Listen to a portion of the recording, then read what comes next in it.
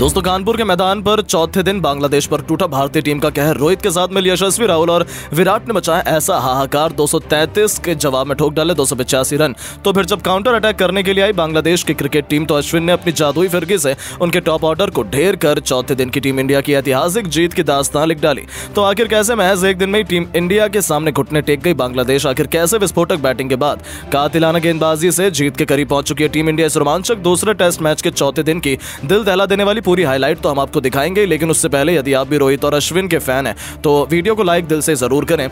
दोस्तों भारत और बांग्लादेश के बीच दूसरा टेस्ट मुकाबला कानपुर के ग्रीन पार्क फील्ड स्टेडियम पर खेला जा रहा है। और दोस्तों पहले दिन जहां रोहित ने टॉस जीतकर बांग्लादेश को पहले बैटिंग करने का न्योता दिया, केवल 35 ओवर खेलकर बांग्लादेश 107 रन 3 विकेट के नुकसान पर बना पाई थी। तभी मूसलाधार बारिश के चलते पहले दिन का खेल रद्द हो जाता है। तो वहीं दूसरे दिन तो एक ओवर का भी खेल नहीं हो पाया था, जिसने टीम इंडिया की चिंता बढ़ा दी थी। तो वहीं गरीबी में आटा गीला। तीसरे दिन भी हालात कुछ ज्यादा सुधरे। तीसरे दिन भी मैच शुरू नहीं हो पाया। ऐसे में अब केवल आखिरी 2 दिन का खेल बाकी था। चौथे दिन पूरा स्टेडियम खचाखच भरा हुआ था टीम इंडिया का जलवा देखने के लिए, और करोड़ों फैंस की दुआओं का असर भी हुआ। जब सूरज की पहली किरण के साथ चौथे दिन का खेल आखिरकार समय पर शुरू हो गया तो भारतीय गेंदबाज जल्द से जल्द बांग्लादेश को ऑल आउट कर टीम इंडिया की जीत की नई उम्मीद जिंदा करना चाहते थे। वहीं मुशफिकुर रहीम और मोमिनुल हक ये सोचकर आए थे कि अपनी टीम को ज्यादा से ज्यादा बड़े स्कोर तक आगे ले जाए, लेकिन जसप्रीत बुमराह कहां बांग्लादेश को वापसी का मौका देने वाले थे। इस बार 41वां ओवर लेकर आए बुमराह की पहली गेंद पर, जहां मुशफिकुर रहीम ने चौका लगाकर उनके आत्मसम्मान को गहरी ठेस पहुंचाई। तो जसप्रीत बुमराह ने ईंट का जवाब पत्थर से देते हुए अगली ही गेंद पर मुशफिकुर के तीनों विकेट उखाड़कर टीम इंडिया को दिन की पहली सफलता दिला दी थी। जहां मुशफिकुर को तो समझ ही नहीं आया कि आखिरकार कैसे बल्ला नीचे आने से पहले बुमराह ने उन्हें क्लीन बोल्ड कर दिया। वो इस मैच में 32 गेंद पर केवल 11 रन बनाकर पवेलियन लौट गए। और अब बांग्लादेश को चौथा झटका लगने के बाद मैदान पर लिटन दास मोर्चा संभालने के लिए आए थे, लेकिन इस विकेट के बाद तो ऐसा लगा कि उन्होंने टेस्ट को T20 समझ लिया है। जहां आकाशदीप के स्वागत में मोमिनुल ने चौका लगा दिया तो लिटन दास तो मानो सिर पर कफन बांध कर आए थे। आते ही उन्होंने सीधा जसप्रीत बुमराह से पंगा ले लिया। 43वां ओवर लेकर आए बुमराह की पहली गेंद पर लिटन दास ने शानदार चौका लगाया तो तीसरी गेंद को भी उन्होंने कवर के ऊपर से चौके में तब्दील कर अचानक से भारत की विकेट की खुशियों को मातम में बदलना शुरू कर दिया था। यहां तक कि कोई तो भरोसा ही नहीं कर पाया जब बुमराह की 5वीं गेंद पर भी लिटन दास एक और चौका उड़ा दिया।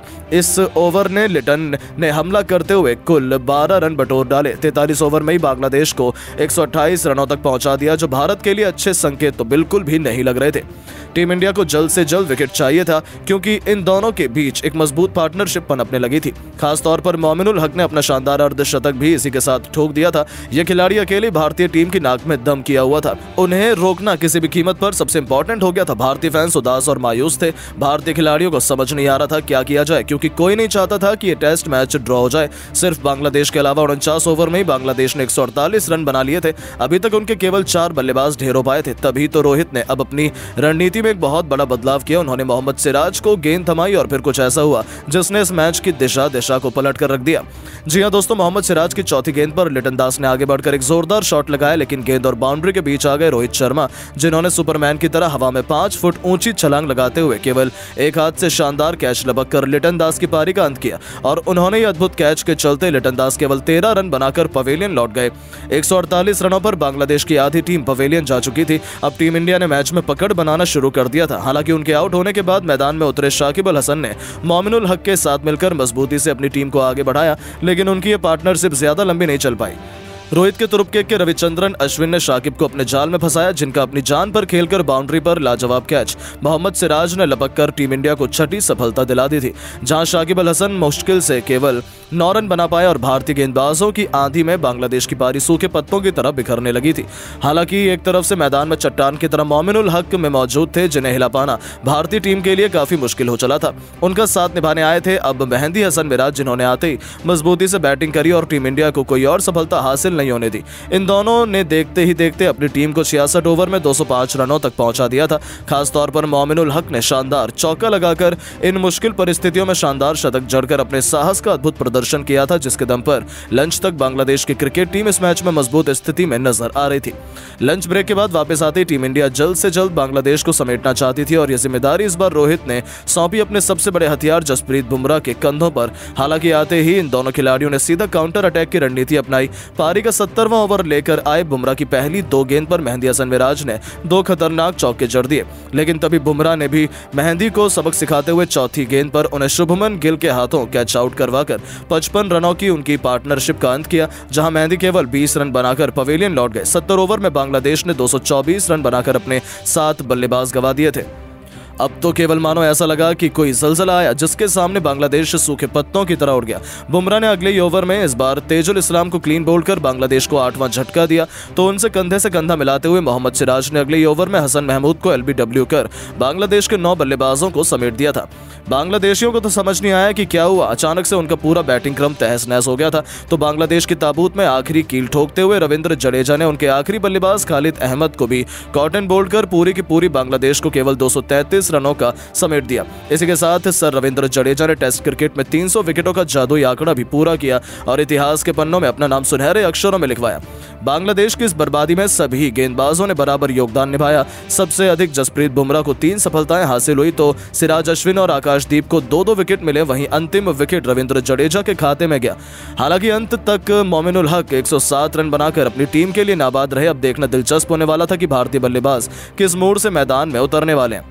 रोहित और जायसवाल पर जिम्मेदारी थी अपनी टीम को बेहद खतरनाक शुरुआत दिलाने की। फिर पहले ओवर से ही इन दोनों बल्लेबाजों ने ऐसी तबाही मचाई कि बांग्लादेश का दिल बैठ गया। जी हां, पहले ओवर में यशस्वी जायसवाल ने हसन महमूद के स्वागत में एक के बाद एक 3 खतरनाक चौकों की हैट्रिक लगा दी, तो दूसरे ओवर में कप्तान रोहित ने खलीद अहमद की पहली गेंद पर आगे बढ़कर 90 मीटर लंबा ऐसा खौफनाक छक्का लगाया है कि गेंद गुम हो गई। तो अगली ही गेंद पर खालिद की बाउंसर को अपने ट्रेडमार्क पुल शॉट से मिड विकेट के ऊपर स्टेडियम के दूसरे स्टैंड में मारकर रोहित ने बांग्लादेशी खेमे में हाहाकार मचा दिया था। कानपुर का पूरा क्राउड तो ऐसे झूम रहा था मानो कि टीम इंडिया ने वर्ल्ड कप ही जीत लिया हो। उनके सब्र का फल रोहित शर्मा उन्हें बेहद शानदार अंदाज में दे रहे थे।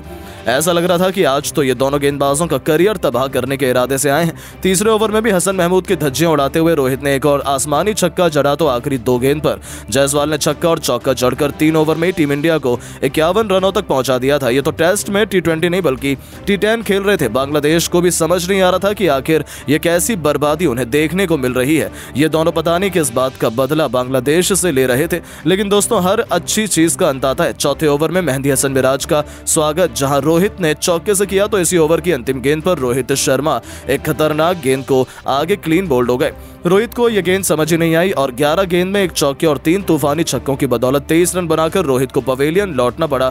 लेकिन जाने से पहले रोहित ने अपना काम कर दिया था। उनके आउट होने के बाद अब मैदान में मोर्चा संभालने के लिए शुभमन गिल आए थे, लेकिन दूसरी तरफ से यशस्वी जायसवाल कहां रुकने वाले थे। छठे ओवर में मेहंदी को आड़े हाथों लेते थप्पड़ की तरह 2 करारे चौके बटोरते हुए, तो 7वें ओवर में तेजुल इस्लाम के स्वागत में भी यशस्वी ने चौके की बारिश कर दी और देखते ही देखते यशस्वी ने 31 गेंद में अपना शानदार अर्धशतक ठोक दिया और अपने 50 पूरा करते ही मानो उनके सर तो खून सवार हो गया। उन्होंने अपने विस्फोटक बल्लेबाजी से ऐसा तहलका मचाया कि 10 ओवर में टीम इंडिया को 99 रनों तक पहुंचाया, तो 11वें ओवर की पहली गेंद पर चौका जड़कर उन्होंने टीम इंडिया को 100 रनों के पार ले जाकर खड़ा कर दिया।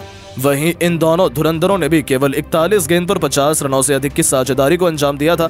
वो बहुत तेजी से अपने शतक की तरफ बढ़ रहे थे, लेकिन दोस्तों तभी 15वां ओवर लेकर आए हसन महमूद ने यशस्वी जायसवाल को क्लीन बोल्ड कर टीम इंडिया को सबसे बड़ा झटका दिया। लेकिन जाने से पहले यशस्वी ने केवल 51 गेंद पर 12 चौके और 2 तूफानी छक्कों से सजी 72 रनों की दमदार पारी खेली थी।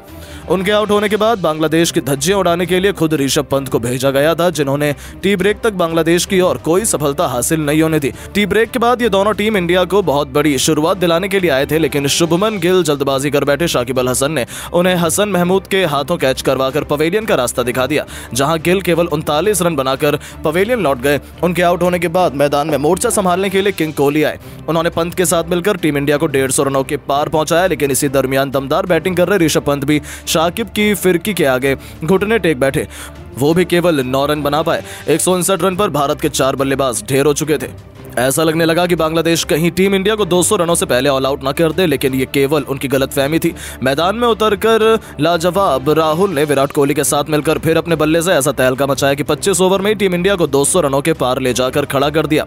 विराट से लेकर राहुल दोनों चौके और छक्कों से सीधा बात कर रहे थे।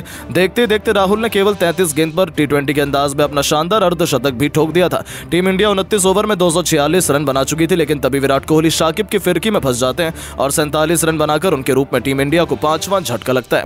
तो उनके आउट होने के बाद जडेजा भी केवल 8 तो अश्विन 1 रन बना पाए। राहुल ने केवल 43 गेंद पर 68 रनों की शानदार पारी खेली, जिसके दम पर टीम इंडिया ने 34.4 ओवर में 285 रन बनाकर पारी को डिक्लेयर किया और बांग्लादेश पर 52 रनों की लीड हासिल की। तो फिर जब बांग्लादेश की क्रिकेट टीम बैटिंग करने आई तो अश्विन का कहर उन पर टूट पड़ा, जहां केवल 26 के स्कोर पर ही अश्विन ने जाकिर हसन और हसन महमूद को चलता कर बांग्लादेश की बर्बादी की कहानी लिख दी थी। और यहीं पर चौथे दिन का खेल खत्म होने के बाद अब यह कहना गलत नहीं होगा कि 5वें दिन बड़ी आसानी से टीम इंडिया बांग्लादेश को किसी चींटी की तरह मसलकर यह दूसरा टेस्ट मैच भी जीतने वाली है।